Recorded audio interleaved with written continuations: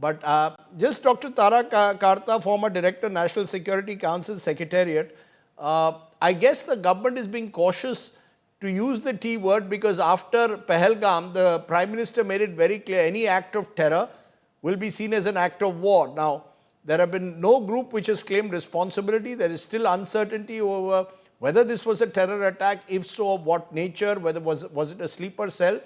That's also a concern, isn't it? You have to be very careful before you choose to call it an act of terror or blame any individual organization for it.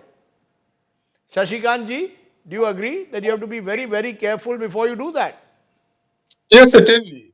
In a given situation, a person has to be careful, no doubt about it. Government is taking all precautions and getting into deep investigation, like all the agencies are there, certainly. But again, I'll say that government has to take into notice that existence of sleeper cells, what had happened in Faridabad and other places, that's one thing on which I think government has been unfortunately and sadly very lax, that is digging out these sleeper cells. But again, we have faith in the government. I'm sure that they're going to dig out the entire thing and present it to the people because already lots of rumors are This is the sleeper around. cell, just to inform our viewers that a sleeper cell that the government claimed it had busted involving a Kashmiri doctor Muzammil in Faridabad. They claimed that a large amount of RDX was also found in him. You're telling me therefore that the government will also have much to answer for. Am I right, Shashikant?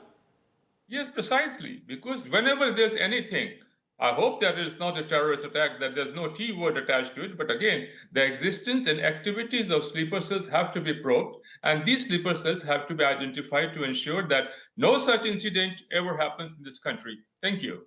I just want to bring in Shreya at this moment. Shreya, you've tracked that story this morning. The government is trying to make it, as of now, saying there is no connection between the terror module that they claim was busted this morning and what happened has happened in the national capital. But as these details come out, clearly the government will have a lot of explanation to do. Can you give us a sense of this terror module that was busted this morning?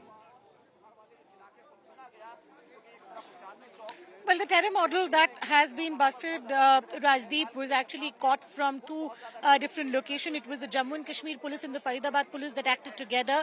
In Haryana's Faridabad, in the village named Hodge, is where two doctors were arrested from university named Al-Falah. There were some ammunition recoveries, including 300 kg ammonium nitrate that is being suspected to have been used for a possible blast that they were planning. Apart from that, an assault rifle was also recovered from them. But what we are being told, and it's a confirmation that there is no link from that angle, because remember, these people are already in the custody of the police since past quite some days, and they have also been immediately questioned the moment after this blast here took place. But that has officially been confirmed from our sources that there is no link to that very terror module is what has been confirmed. But the confirmation here on what really happened, as I said, Rajdeep, is still awaited because they are still tracking the route map of that I-20 card from where it started and the fact that where was it headed, the actual point, or whether it was in transit. All these things are right now being looked at before a confirmation coming down from the Delhi police. Okay, just one clarification. What was found on that terror module was not RDX but ammonium nitrate. So ammonium nitrate is what the police found when they busted that module in Faridabad.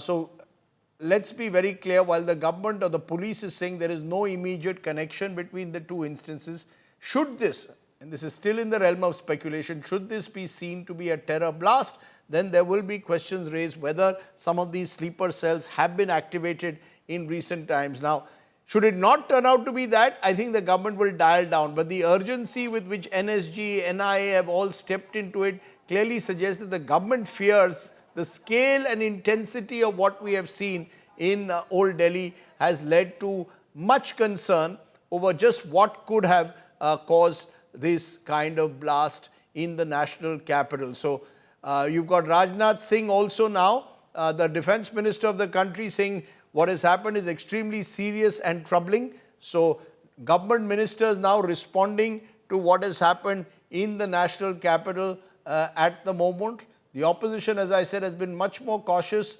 before they suggest that the government will have more answers to deliver on alleged security lapses, if any. But remember, it's not easy given what we've seen with these terror modules that operate out of stealth.